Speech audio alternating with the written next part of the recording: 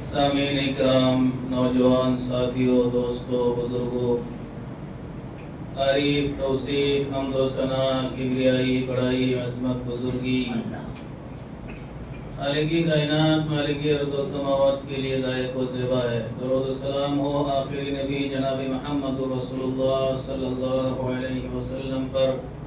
اللہم صلی علیہ، اللہم بارک علیہ۔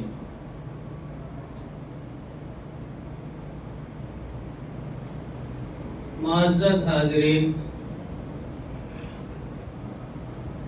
اللہ رب العالمین نے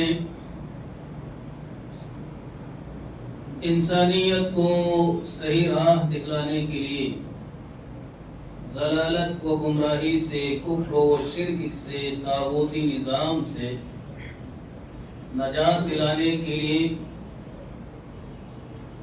ہر دور میں رسولوں کا سلسلہ جاری رکھا۔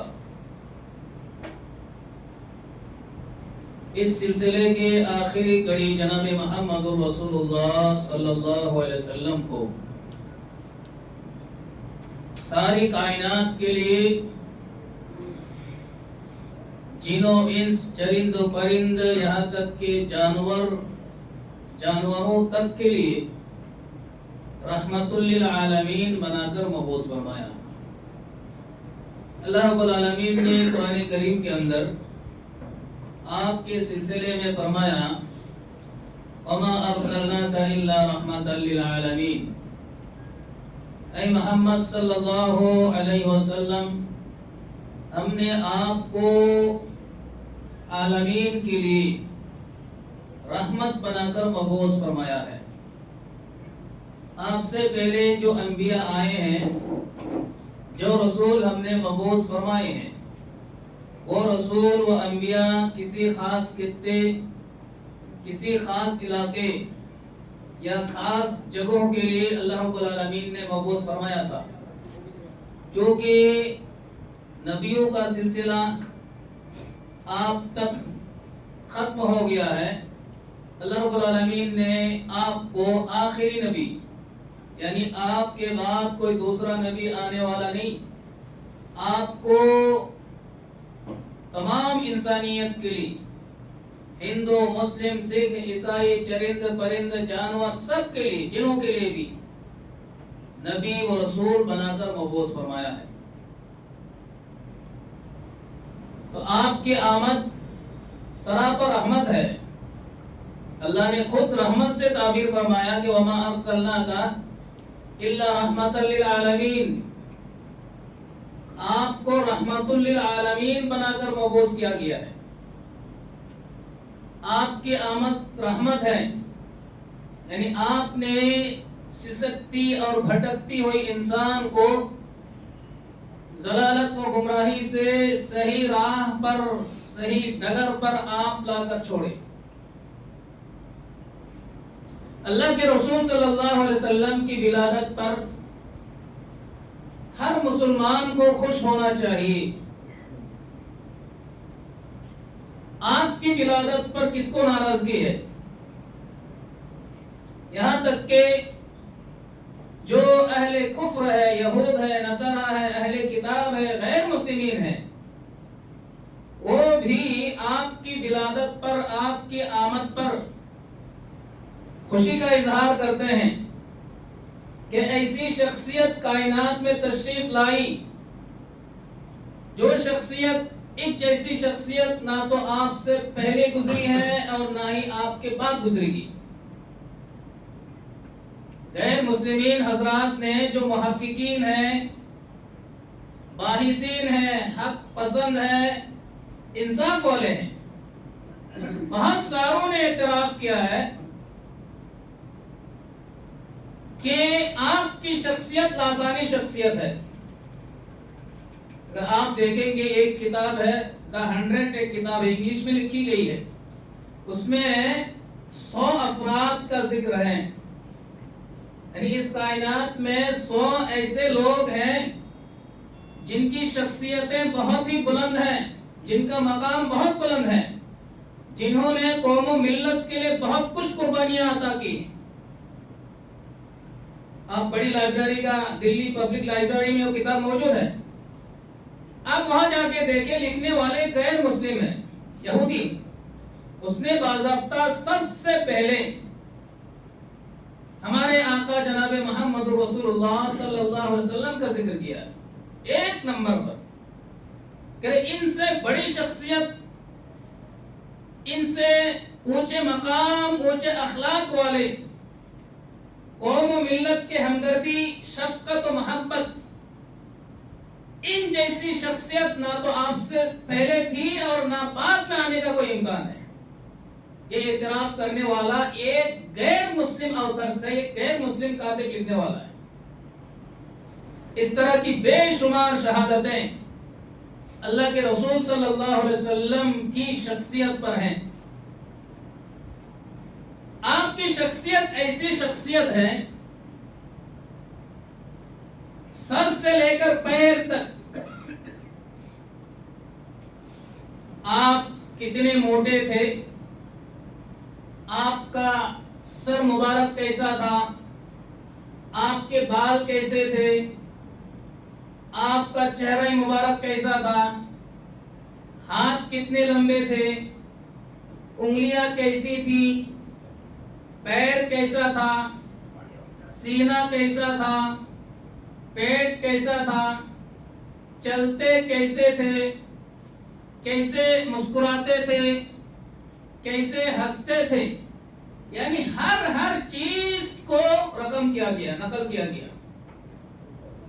مورخین لکھتے ہیں، جو سیرت نگار ہیں، سیرت لکھنے والے ہیں، تاریخ لکھنے والے ہیں، جو اس میدان میں ماہر ہیں، ان کا کہنا ہے کہ آخری نبی جناب محمد رسول اللہ صلی اللہ علیہ وسلم کی سیرت، ان کی ہر بات، قول، حرکت جس انداز سے نقل کی گئی ہے، آپ سے پہلے کسی کی بھی نقل نہیں کی گئی. یہاں تک کہ آپ سے پہلے جو انبیاء گزرے ہیں، ان انبیاء کی بھی اس طرح ہر بات کو نقل نہیں کی گئی.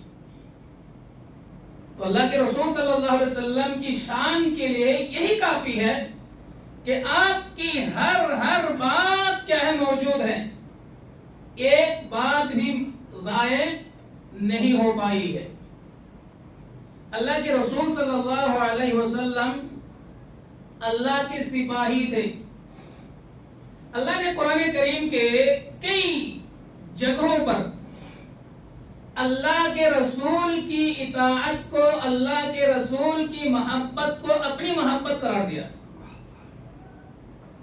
اللہ تعالیٰ نے کہا کہ قل، اے محمد صلی اللہ علیہ وسلم آپ کہہ دیں، ان کنتم تحبون اللہ فاتبعونی، کہ اگر تم اللہ سے محبت کرتے ہو، تمہارا دعویٰ یہ ہے کہ ہم اللہ سے محبت کرتے ہیں، فاتبعونی، تو تم سب میری اتباع کرو، مجھے فالو کرو، میری ہر بات، ہر قول، ہر فعل، ہر تقریر کو نوٹ کرو، اس کو فالو کرو. یحببکم اللہ، اللہ رب العالمین تم سے محبت کرے گا. اس کا نتیجہ کیا ہوگا؟ میری ہر بات، ہر قول، ہر فعل، ہر تقریر کو اپنی زندگی میں اگر نافذ کرو گے، اس کا نتیجہ یہ ہوگا اللہ رب العالمین تم سے محبت کرے گا. اور آپ کو معلوم ہے، فطرت ہے کہ جو جس سے محبت کرتا ہے اس کی ہر ادا کو پسند کرتا ہے. امام شافعی رحمۃ اللہ علیہ کا ایک شعر ہے، ان المحب لمن يحب مطیع.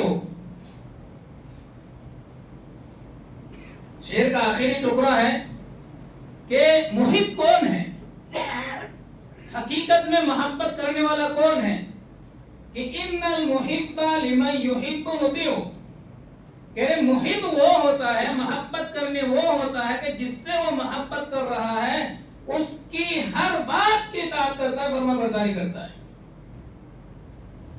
اسی لیے آپ دیکھتے ہوں گے کہ جو آدمی جس سے محبت کرتا ہے اس کی گلی سے بھی محبت کرتا ہے.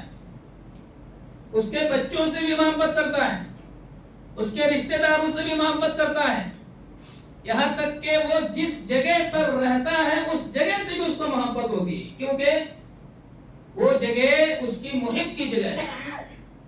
تو جب اللہ رب العالمین ہم سے محبت کریں پھر ہمارا انجام کیا ہوگا آپ خود ہی اندازہ لگا سکتے ہیں۔ اللہ نے آگے بھی فرمایا یغفر لکم ذنوبکم، اگر تم اللہ کے رسول کی اطاعت کرو گے تمہارے گناہوں کو بھی اللہ رب العالمین کیا کر دے گا، معاف کر دے گا، بخش دے گا۔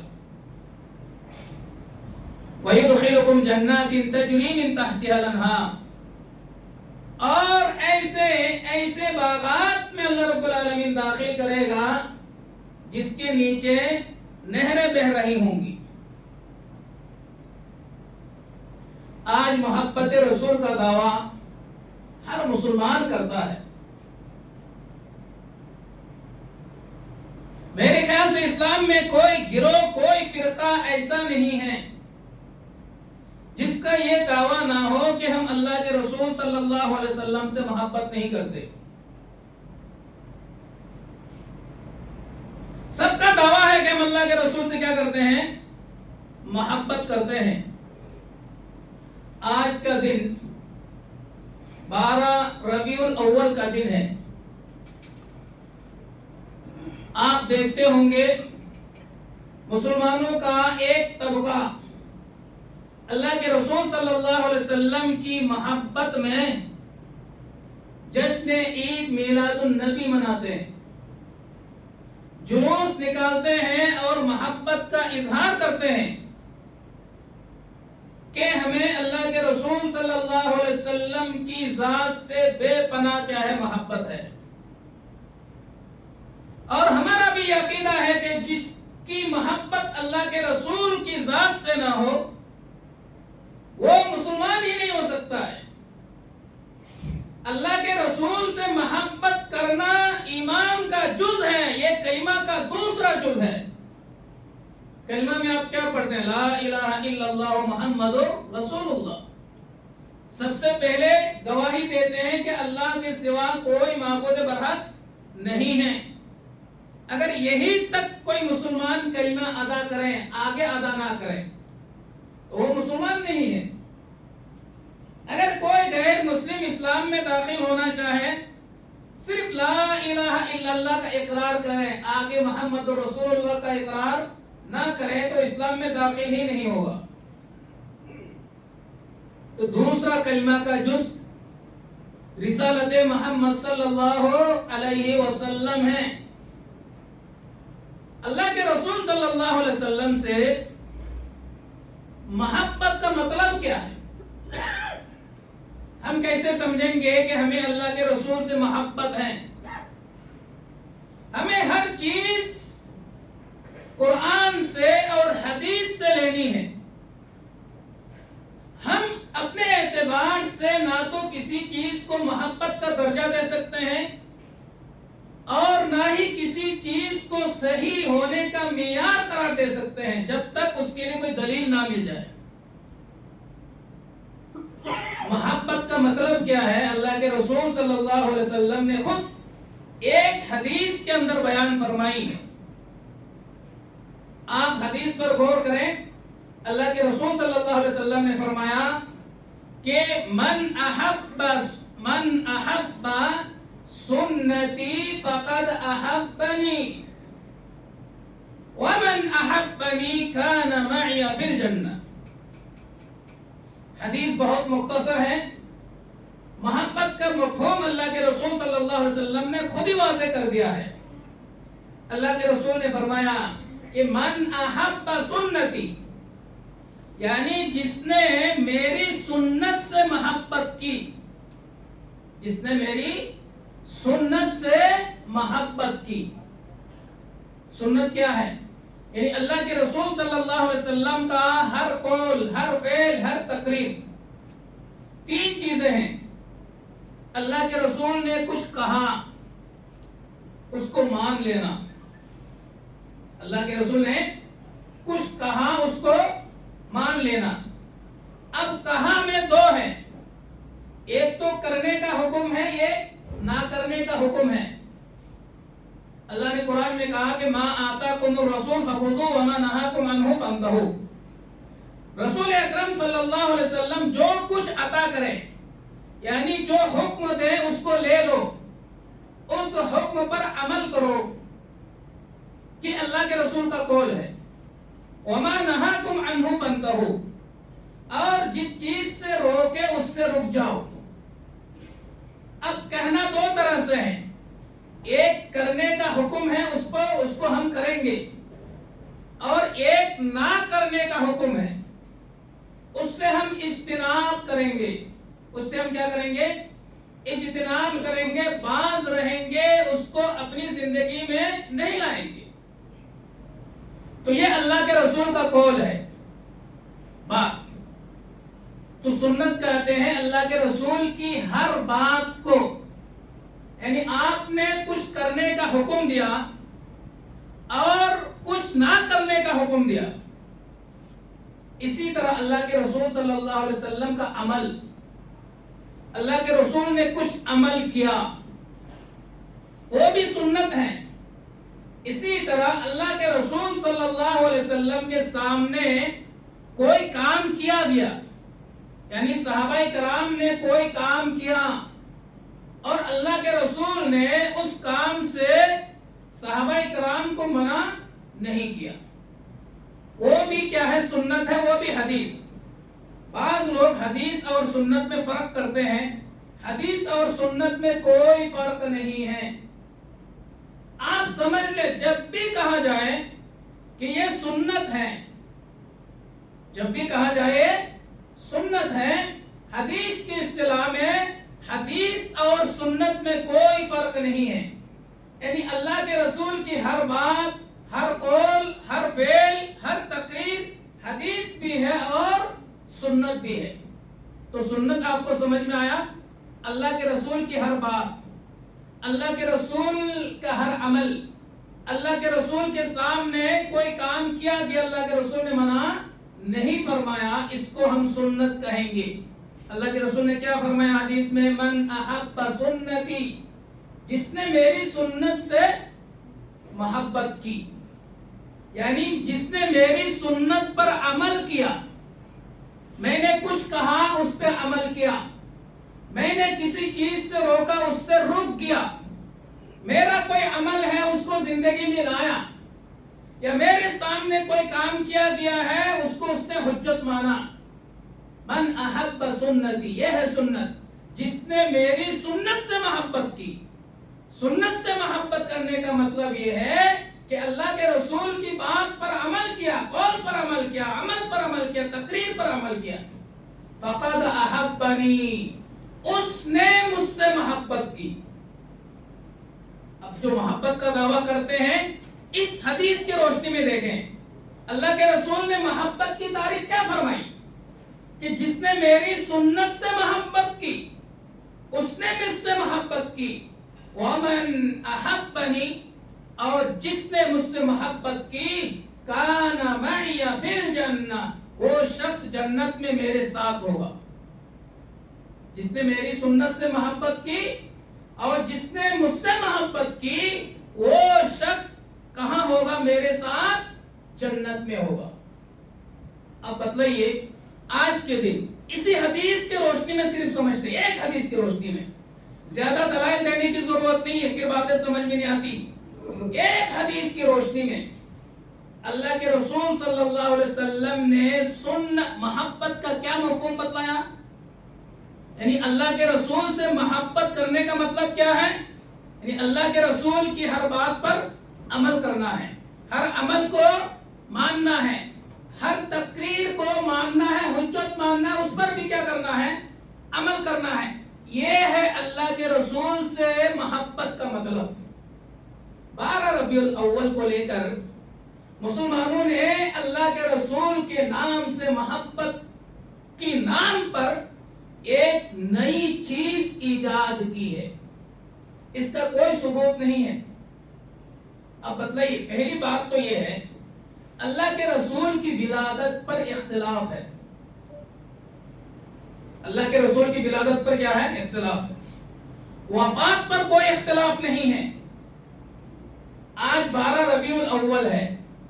12 ربیع الاول کو اللہ کے رسول صلی اللہ علیہ وسلم انتقال کر گئے، اس میں کسی کا اختلاف نہیں. آپ نے پہلے سنا ہوگا 12 وفات کے نام سے بناتے تھے، 12 وفات کا نام سنا ہوگا. اب بھائی جب 12 ربیع الاول کو اللہ کے رسول صلی اللہ علیہ وسلم اس کائنات سے رخصت کر گئے تو ہمیں عید منانی چاہیے، کب منانا چاہیے؟ 12 ربیع الاول. اس تاریخ میں کوئی اختلاف نہیں ہے کہ اللہ کے رسول 12 ربیع الاول کو اس کائنات سے رخصت فرما گئے.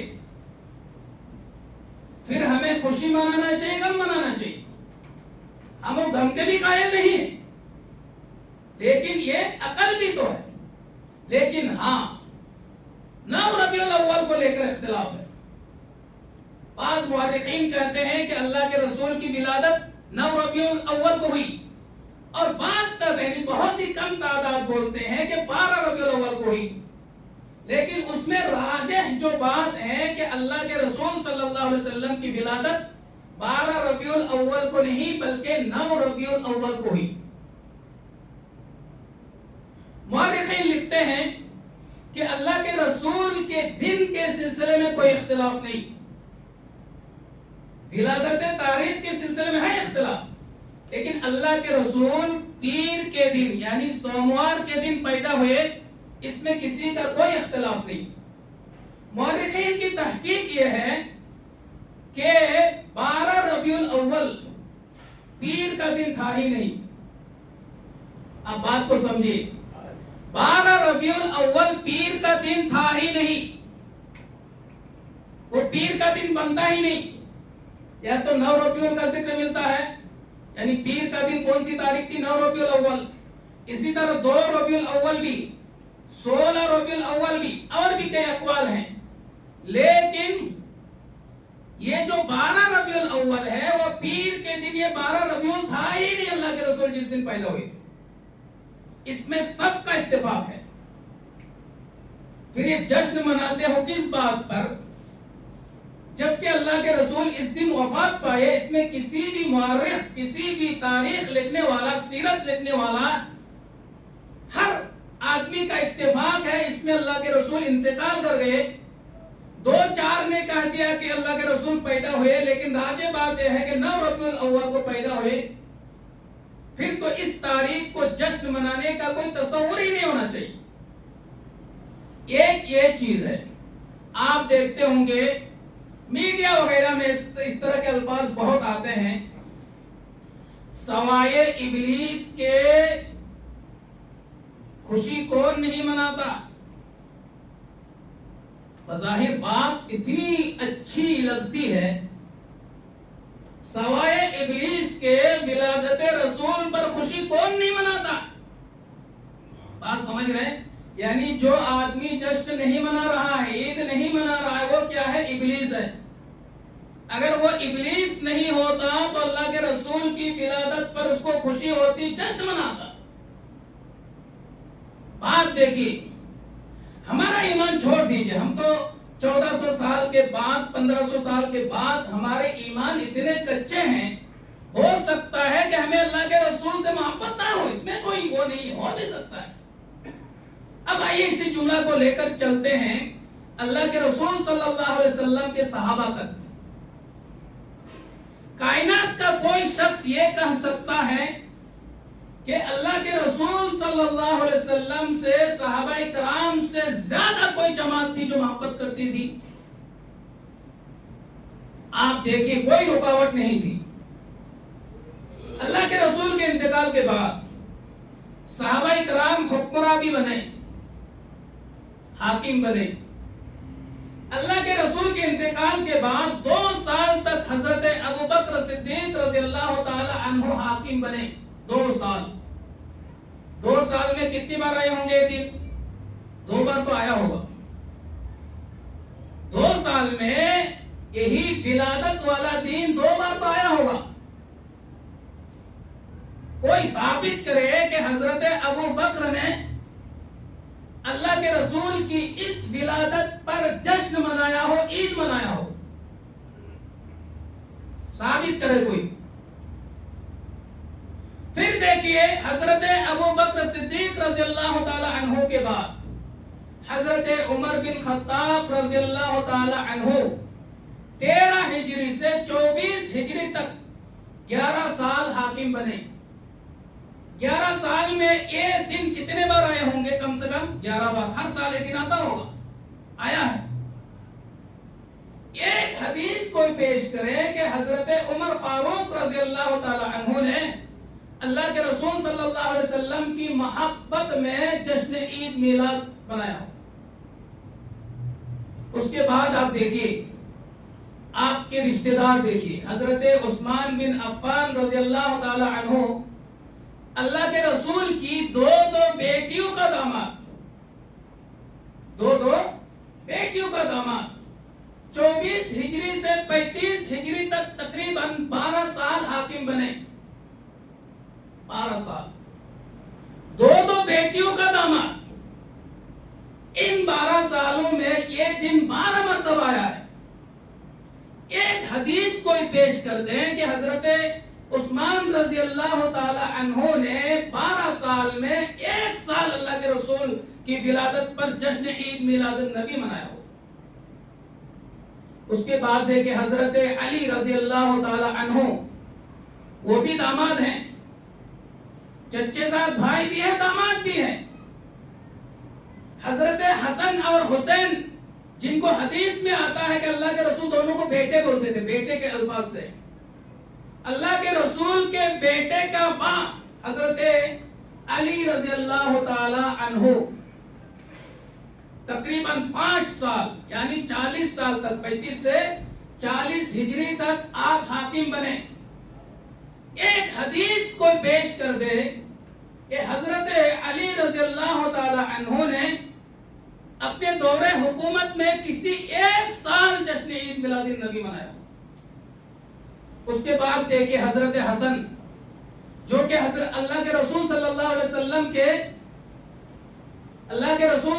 وسلم کے نواسے تھے، جن کو بیٹا بھی کہا، بیٹا یہ میرا کیا ہے؟ بیٹا ہے۔ 6 مہینے حاکم رہے۔ ایک حدیث پیش کرے کہ اپنے نانا کی ولادت پر انہوں نے جشن عید میلاد النبی منایا ہو۔ اب جو لوگ اس طرح کے جملے استعمال کرتے ہیں، لکھتے ہیں، سوائے ابلیس کے کون ہے جو ولادت رسول پر خوشی نہ منائیں؟ اب کیا کہیں گے صحابہ کرام رضوان اللہ علیہم اجمعین کو؟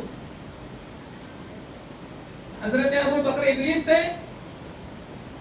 حضرت عمر فاروق رضی اللہ تعالی عنہ ابلیس تھے، اور بھی جو دیگر صحابہ کرام رضوان اللہ علیہم اجمعین تھے، انہوں نے کوئی ولادت، کوئی جشن عید میلاد النبی نہیں منائی۔ ان پر آپ کیا حکم لگائیں گے؟ جبکہ اللہ رب العالمین نے صحابہ کرام کے ایمان کو، صحابہ کرام کی محبت کو، صحابہ کرام کے عمل کو اور صحابہ کرام کی اطاعت اور فرما برداری کو قیامت کی صبح تک کے لیے اللہ رب العالمین نے ایمان کا معیار قرار دیا۔ اللہ نے قرآن کریم کے اندر کہا فَإِنْ آمَنُوا بِمِثْلِ مَا آمَنْتُمْ بِهِ فَقَدِ اهْتَدَوْا، اور اگر یہ لوگ، یہود، نصارہ، مشرکین، دیگر قوم کے لوگ، اگر تم جیسا ایمان لائے، اے صحابہ، اگر تم جیسا اگر یہ ایمان لائے، فَقَدِ اهْتَدَوْا، تب یہ کیا ہوں گے؟ ہدایت یافتہ ہوں گے۔ وَإِن تَوَلَّوْا فَإِنَّمَا هُمْ فِي شِقَاقٍ، اور اگر ان کا ایمان تم جیسا نہیں ہے، اگر ان کا ایمان تم جیسا نہیں ہے، فَإِنَّمَا هُمْ فِي شِقَاقٍ، تو یقیناً یہ لوگ کیا ہے؟ اختلافات میں ہیں، یہ لوگ گمراہی میں ہیں، ضلالت میں ہیں۔ اب اس آیت کی روشنی میں آپ سمجھیے کہ اللہ رب العالمین نے صحابہ کرام کے ایمان کو، صحابہ کرام کی محبت کو، صحابہ کرام کی اطاعت کو اور صحابہ کرام کے فہم کو اللہ رب العالمین نے کیا کہا؟ ہدایت کا یہ معیار ہے۔ ان صحابہ کرام نے اللہ کے رسول صلی اللہ علیہ وسلم کی محبت میں جشن عید میلاد النبی کیوں نہیں منایا؟ کہ یہ جو اتنی بڑی محبت ہے، دین کا اتنا بڑا جز ہے کہ یہ بات اللہ کے رسول کو بھی سمجھ میں نہیں آئی، صحابہ کرام کو بھی سمجھ میں نہیں آئی۔ ایک طرح سے دیکھا جائے یہ در حقیقت اللہ رب العالمین کی توہین ہے، جناب محمد رسول اللہ صلی اللہ علیہ وسلم کی توہین ہے، اور جمیع صحابہ کرام رضوان اللہ علیہم اجمعین کی توہین ہے۔ جشن عید میلاد النبی منانا یہ توہین کس کی ہے؟ اللہ کی ہے۔ یہ توہین کس کی ہے؟ رسول کی ہے۔ یہ توہین کس کی ہے؟ تمام صحابہ کرام کی ہے۔ بات نہیں سمجھ میں آ رہی ہے؟ کیسے توہین ہے؟ اللہ رب العالمین نے قرآن میں کیا کہا؟ اليوم اکملت لکم دینکم واتممت علیکم نعمتی ورضیت لکم الاسلام دینا۔ ہم نے آج کے دن، یہ دین آج کے دن یعنی حجۃ الوداع کے موقع پر اللہ نے کہا کہ آج کے دن ہم نے دین کو مکمل کر دیا، اب کچھ بچا نہیں ہے۔ جو کچھ نازل کرنا تھا ہم نے نازل کر دیا۔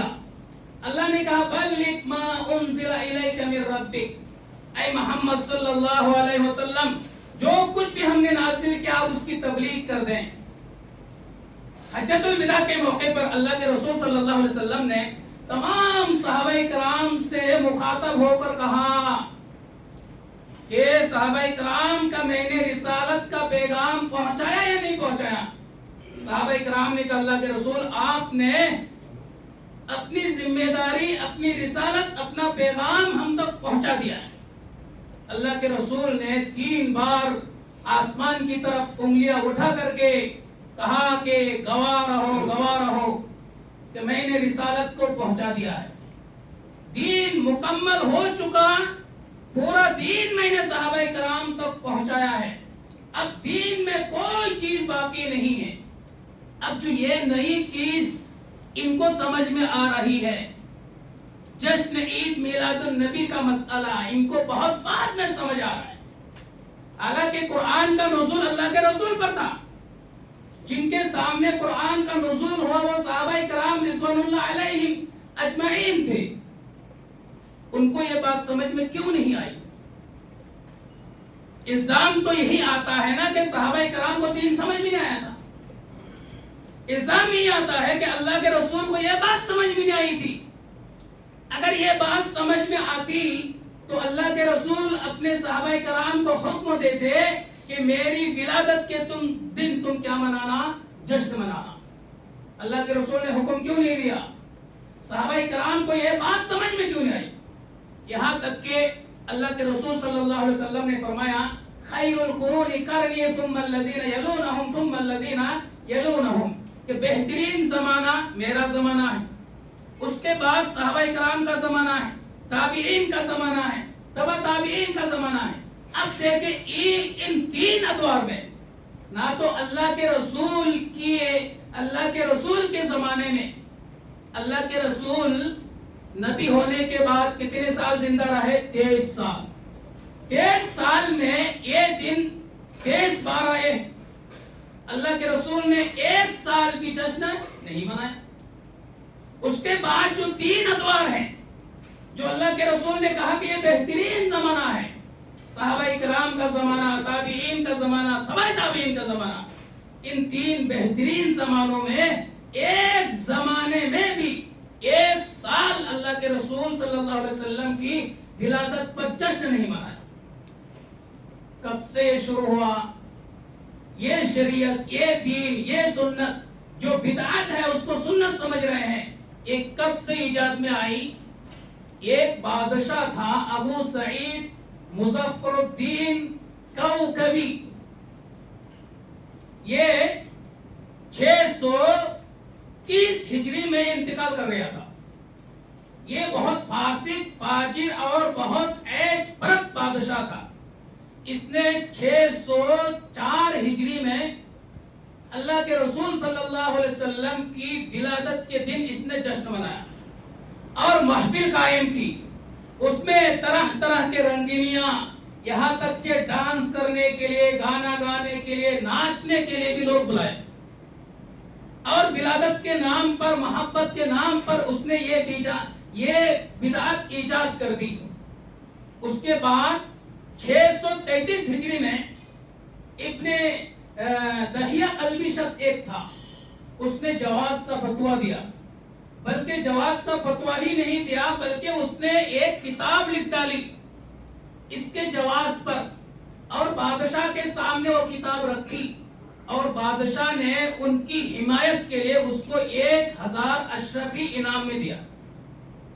اب بتائیے 600 ہجری، یعنی اللہ کے رسول صلی اللہ علیہ وسلم کے انتقال کے بعد 600 سال تک کسی ایک زمانے میں بھی اس جشن کو نہیں منایا گیا. یہ 600 سال تک جو مسلمان اس کائنات میں رہے، صحابہ کرام رہے، تابعین رہے، محدثین رہے، مفسرین رہے، ائمہ دین رہے، جو 4 ائمہ ہیں ان کے بھی ایام گزر گئے، ان کے بھی زمانے گزر گئے، کہ ان سب کو بھی یہ بات سمجھ میں نہیں آئی کہ ہمیں اللہ کے رسول کی ولادت پر جشن منانا چاہیے. یہ سب خرافات ہیں، بدعات ہیں. دین کا نام لے کر، محبت رسول کا نام لے کر بدعتیں ایجاد کرتے ہیں. اور کوئی بھی بدعت ہوتی ہے اس کی شکل و صورت بہت اچھی ہوتی ہے، ورنہ پبلک عوام جو ہے اس کام کو نہیں کرے گی. وقت ختم ہو گیا ہے، لیکن آپ یہ سمجھے کوئی بھی بدعت ہے، ظاہراً شکل و صورت میں وہ کام بہت اچھا لگتا ہے، ورنہ وہ کام کوئی بھی نہیں کرے گا. دین کے نام سے جتنے ایجادات ہیں سب ظاہری طور پر اچھے لگتے ہیں. یہ بھی کام بہت اچھا لگتا ہے بھئی، اللہ کے رسول کے نام پر، اللہ کے رسول کی ولادت پر جشن منا رہے ہیں، خوشی منا رہے ہیں، بظاہر یہ کام بہت اچھا لگ رہا ہے. لیکن یہی کام کیا ہے؟ گمراہی ہے. یہی کام کیا ہے؟ بدعت ہے. اور یہی بدعت جو ہے انسان کو جہنم کی طرف لے جانے والا عمل ہے. ٹائم ختم ہو گیا. اللہ رب العالمین سے دعا ہے کہ اللہ تعالی ہمیں ہر طرح کی بدعات و خرافات سے ہمیں بچنے کی توفیق عطا فرمائے.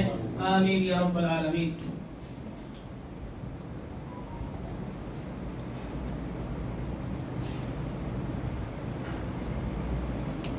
الحمد لله نحمده ونستعينه ونستغفره ونؤمن به